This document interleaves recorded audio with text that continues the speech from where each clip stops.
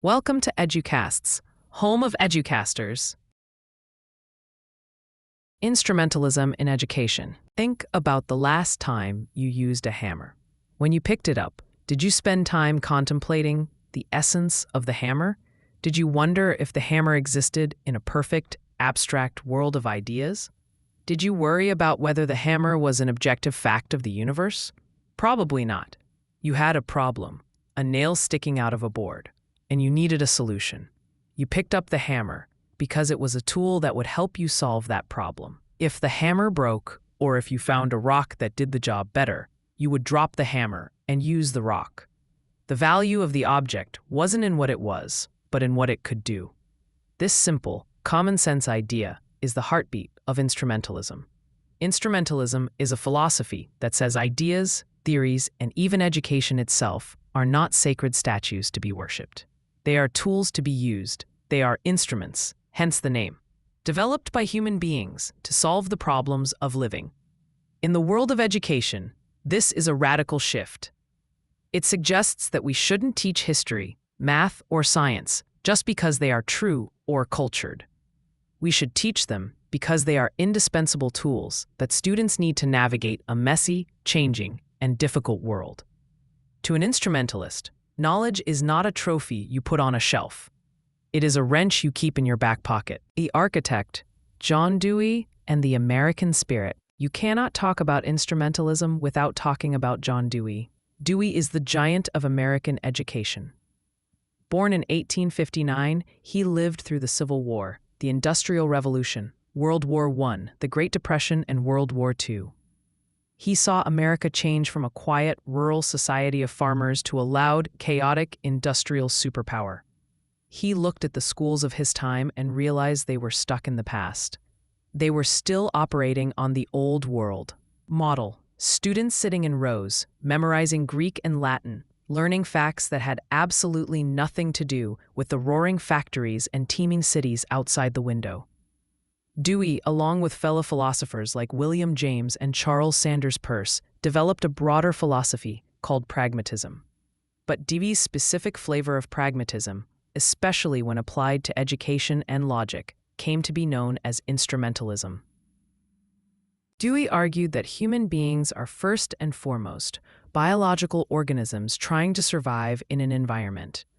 Unlike other animals, we don't just rely on instinct. We had a special survival mechanism, intelligence.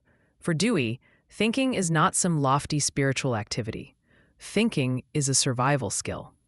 We think because we get stuck. We run into a problem, a river we can't cross, a disease that kills our crops, a society that is unjust, and our thinking is the process of forging a tool to solve that problem. The bridge, the vaccine, and the democratic law are all instruments created by intelligence to help us cope with our environment.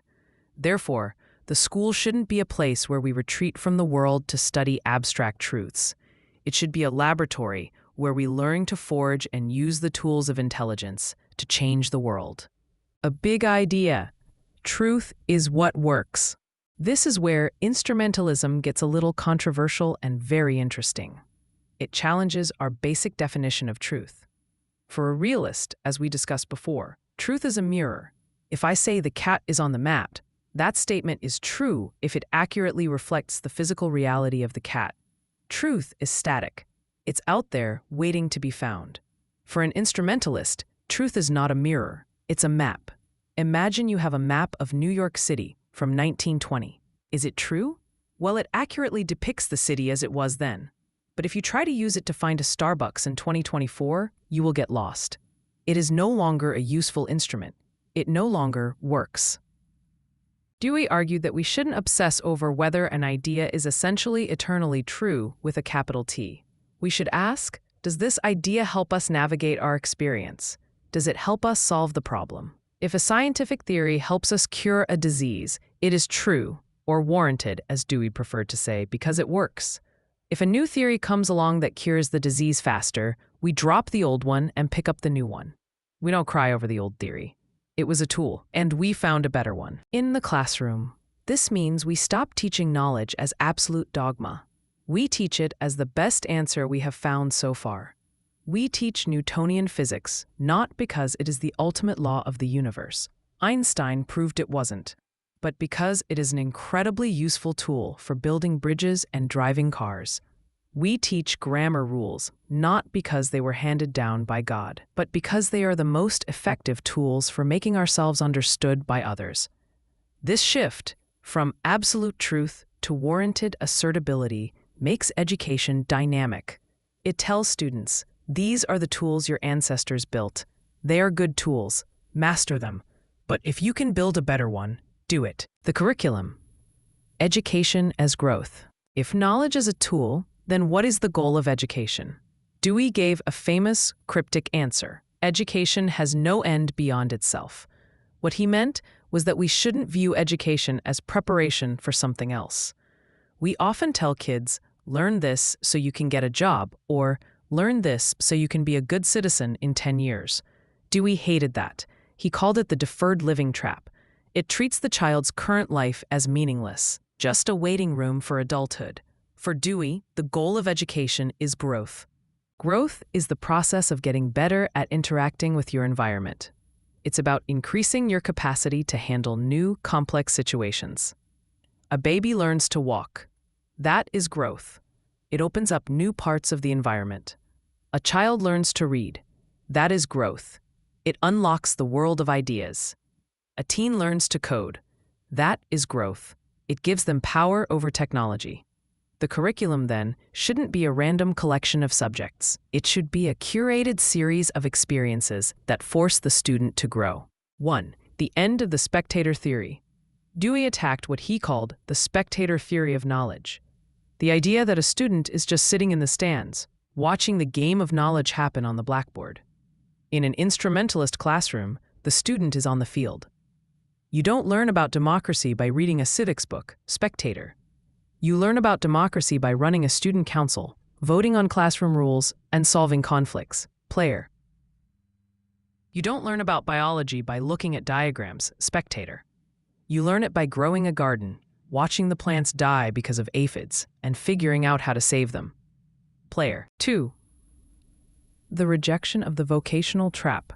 This is a crucial point that people often get wrong.